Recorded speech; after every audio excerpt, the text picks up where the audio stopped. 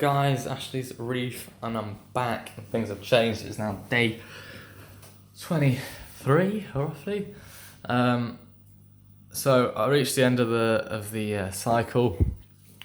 Well, not necessarily the end of the cycle, but I reached the end of the program, and had hit a snag between being patient and actually wanting to get the fish now. So I jumped in, and this was day 21. So a 95% water change, removed all of my nitrates, which were slightly detectable, as well as my nitrates. Nitrates at 0.25 ppm. And then I added 2 clowns, 1 emerald crab, and a leather coral. I then proceeded to add a torch coral as well. So if you guys are ready, here is how it is right now. So it's actually looking stunning. I am not gonna lie to you. I'm very, very happy. It was definitely worth the wait. But could I have waited longer? Maybe, but did I want to? No. I know patience is key, but it had been an extremely long time. And after the water change, I was reading absolutely nothing. Of course I wouldn't, but 95% is huge. I was confident in the fact that live bacteria spored and seeded into the Carib Sea was enough. I primarily based this on the fact that my ammonia never really spiked a huge amount and was only ever present on day 10, as per any usual cycle. Nitrates were always consistently high, which led me to believe that things were being converted, whether or not they were in the water column or actually on the surfaces of the rock, inside the rock, and on the live sand is debatable. And of course, that is the reason why in my previous video I did mention submersion time and the importance of it, and why I believe that it was important to follow a set amount of time at least, because on the basis of even not adding ammonia, a rock that has been submerged in water for 30 days or more will of course have a bacterial population capable of dealing with ammonia and converting it, regardless of whether it had ammonia placed into it in the first place. But obviously we used, the Red Sea kit, which was supposed to accelerate the process anyway. So I was more than confident, and especially after the water change, 95% is huge. It took me the whole day to make the water, or a whole 24 hours.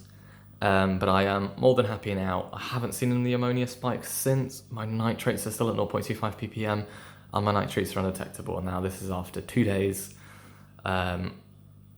And given the circumstances, I obviously did add 2 fish at the same time, which should have been 1 really. The emerald crab is hiding, but he does well, and he's happy, it seems. He does like the pellets as well, which is very handy, because I have heard nightmare stories about them roaming at night and eating corals. But the torch here I got from the LFS for about £40. Quite expensive really. Well, no, 35 actually. What I would say is pretty rare. I haven't seen a white one, so the white finger coral here as well for only 42 really, £42.50, so I was pretty chuffed about that. I think I might take it easy on the big corals, because this coral has dominated the tank already. And I think the torch looks a lot more fitting in this size, so a lot of the next corals will be frags. I think the largest one will be an anemone, purely because I do feel sorry for the Oscularis clowns, which just host the corner of the tank and the power head, and are slightly boring to watch because they don't swim anywhere. Obviously I'll give them a few days, bless them, because they're acclimating, and they are still dead interesting and absolutely beautiful. They absolutely love their food as well. So that is good. The polyp extension on this is fantastic. I've never seen anything like this. Guys, if you're thinking about starting a reef tank, I just cannot for the life of me explain the joy of seeing these things. Seeing little things like a polyp extend, or a fish swim, or the tentacles swaying on a torch coral is absolutely brilliant. I have slightly overfed, and as a result, I've ended up with pellets that have obviously been blown around and caught the bottom of the rock, and they seem to be gathering there. So I might be expecting a little bit of an ammonia spike soon, but haven't seen any so far. So the tank has been doing extremely well. I was due to do some more water tests in a minute actually after this video, but again, It was only last night I did the water test and couldn't pick up anything. So the direction really, I think, is to get a peacock race, but a Bengal cardinal first, followed potentially in the end by a shrimp and a goby. The goby I'm not too fussed about adding to the tank, it's more so the shrimp, because the tank is just, I think the tank is very clean. It's obviously a brand new tank. I haven't really suffered any algae outbreaks. I was initially worried anyway about the hermit crab, the emerald crab. But he's happy eating the pellets, and he seems to, he loves hiding in the rock, and his pincers are always going in there, nibbling and breaking bits of the rock off. So he seems happy, he seems content. So I'm happy in that respect. I will be getting some blue-legged ones as well. I'm not too keen on the baby ones. They look a bit, I don't know, they're just so tiny. So I might go with like a slightly medium-sized hermit, which has got a few years, well, maybe a year or two on it. But everything's doing really, really well. I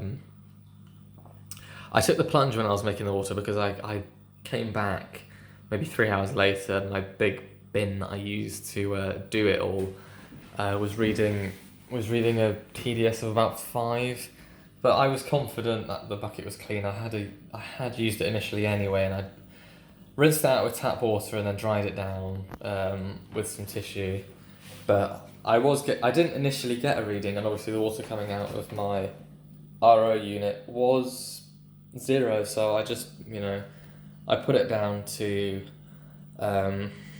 just salt diffusing in from the previous bucket. Well, salt diffusing in from the previous mix. I also didn't want to waste all that water, so I did take a risk and I did do it.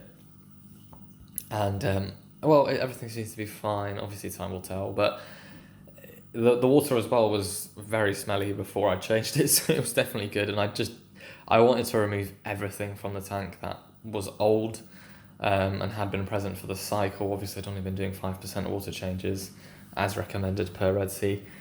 So I did do that. So there are some little changes at the back which I want to show you, but I thought I would show you the cabinet as well, which has now had everything sorted out. It's a bit messy at the moment, so apologies. So yeah, they absolutely love these pellets. Reservoir was emptied because I did pick up a reading of 7 TDS. So I replaced it and put new water in. Haven't tested it again because it makes me cry every time I see anything above 0. There is a 2 timers there, so I think you can guess what the second timer might be for. I took the plastic casing off the dosing containers, and they look fab. And so does the socks as well, which have been cleaned by hand and with a hose. No washing machine, no bleach, nothing. Just a good old scrub, some boiling hot water as well to let it soak in. The clowns seem to love hosting the corner, and just relatively. Oh, hello! You got to see a little brief introduction to me, but bless them. They're okay. They just like to host the corner, but they do come out now and again. I will give them time. You can actually see as well the polyps on here, just amazing. So I am very happy, and the pump is doing well. So big change. So best thing to do is to turn it on. I'm not getting. It's hard to determine what's actually responsible for my current. Whether it is completely. I know the water changer will reduce my nitrates, but and it fell down. So that is. that wasn't supposed to happen. But anyways, guys, I have made a refugium light, which obviously fell down during the night, which is great. But there's obviously a lot of light here, and that's great. That actually wasn't supposed to happen when I showed you guys. But it's hard to get the back of the tank, obviously, but I had to etch away.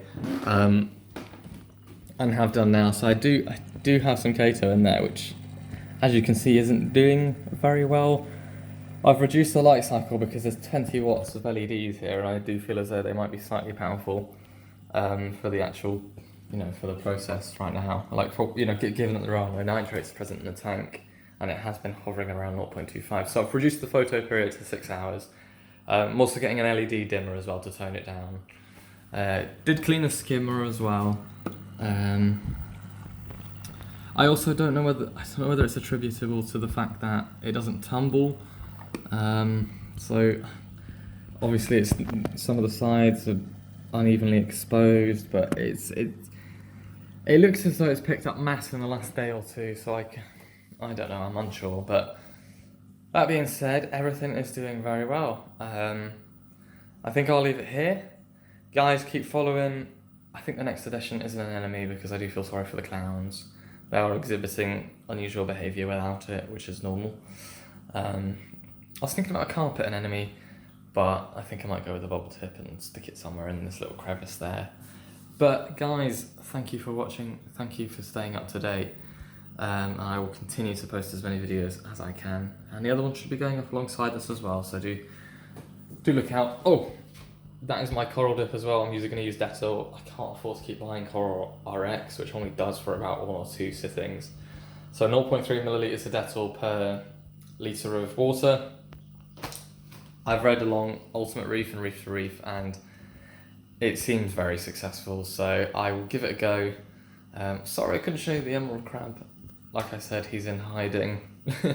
But he is around, and if I do see him, I will put a video up of him as well. But thanks guys for watching. Stay tuned for the next one. See you later.